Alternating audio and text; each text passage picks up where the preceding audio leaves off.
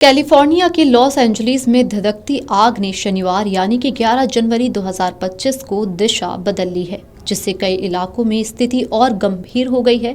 अधिकारियों ने लोगों को सुरक्षित जगहों पर जाने का आदेश दिया है, जबकि आग पर काबू पाना दमकल विभाग के लिए एक बड़ी चुनौती बन गया है।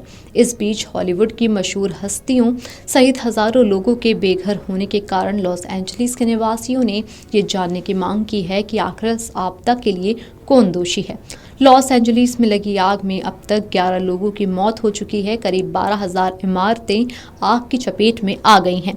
कुल 7,000 एकड़ भूमि जल चुकी है। रिपोर्ट्स के मुताबिक सांता एना की तेज हवाओं ने आग को तेजी से फैलने में मदद की है। हालांकि शुक्रवार रात को हवा की रफ्तार कम हो गई थी, लेकिन पैलिसेड फायर अब ब्रेंटफोर्ड और सैन फर्नांडो घाटी की ओर बढ़ रही है, जिससे नए इलाकों में खतरा बढ़ गया है। अमेरिका की कैलिफोर्निया राज्य के लॉस एंजलिस शहर में दमकल कर्मियों ने फिर से तेज हवाएं चलने की आशंका को देखते हुए जंगल में लगी भीषण आग को काबू करने के प्रयास और तेज कर दिए हैं।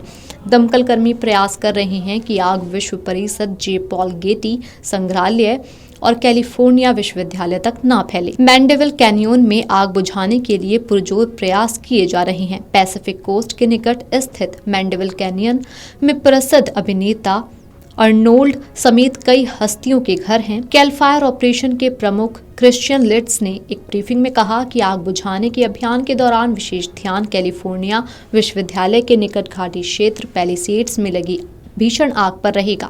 फिलहाल आग प्रभावित इलाकों में हल्की हवाएं चल रही हैं, लेकिन राष्ट्रीय मौसम सेवा ने चेतावनी दी है कि अग्निशामकों के लिए मुश्किलें खड़ी करने वाली तेज सेंटा एना हवाएं जल्दी ही लौट सकती हैं। बताया जा रहा है कि इन हवाओं के कारण आग तेजी से फैल रही है, जिसने लॉस एंजलिस तथा आसपास के पूरे क्षेत्र को अपनी चपेट में लेकर नष्ट कर दिया है। लॉस एंजलिस में 8 महीनों से अधिक समय से कोई खास बारिश नहीं हुई है। आग के कारण अंतर्राज्यीय राजमार्ग 405 पर भी खतरा मंडरा रहा है, जो इस क्षेत्र से होकर गुजरने वाला मुख्य यातायात मार्ग है। 1,50,000 से अधिक लोगों को सुरक्षित स्थानों पर जाने के आदेश दिए गए हैं, जबकि 1,60,800 से भी अधिक लोगों को सतर्क रहने के लिए कहा गया है। पुलिस ने कर्फ्यू उल्लंघन और लूटपाट के लिए 22 लोगों को गिरफ्तार भी किया है। आग और इसके प्रबंधन को लेकर लोगों ने अधिकारियों की कड़ी आलोचना की है। पैसिफिक पैलिसेड्स की निवासी निकोल पेरी ने कहा कि हमें अधिकारियों ने पूरी तरह निराश किया। रिटायर्ड वकील जेम्स ब्राउन ने अधिकारियों को आपदा के लिए तैयार न होने का दोषी भी ठहराया। शहर के उत्तर में घनी आबादी वाले 40 किलोमीटर के क्षेत्र में लगी आग ने 12,000 से ज्यादा इमारतों को जलाकर राख कर दिया है, जिसमें घर, अपार्टमेंट्स, व्यावसायिक इमारतें आदि शामिल हैं। हालांकि अब तक आग लगने का मुख्य कारण नहीं पता चल पाया है।